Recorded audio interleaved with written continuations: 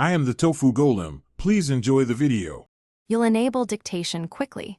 Start by confirming your iPad runs iOS 13 or newer and you're signed into your Apple ID. Once done, open Settings and tap General to locate Keyboard. This is where dictation lives. Make sure Siri is allowed because dictation uses speech models and language packs.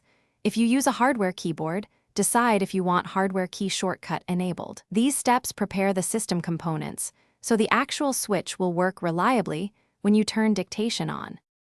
Now enable dictation in Settings. Go to General, open Keyboard, and toggle on Enable Dictation. Confirm when prompted. After activation, select your preferred language and turn Smart Punctuation on or off depending on whether you want automatic punctuation. If you use a Bluetooth or Smart Keyboard, set the press and hold action or shortcut for starting dictation so you can launch it quickly. Make sure keyboard layouts match chosen language. Mismatches cause word recognition errors. Once configured, test to finish, open Notes and tap the microphone icon on the on-screen keyboard, then speak naturally. Short phrases work best and say punctuation aloud if needed. If dictation fails, restart the iPad and confirm iOS is updated. Then check microphone permission in Settings Privacy and ensure dictation is still enabled.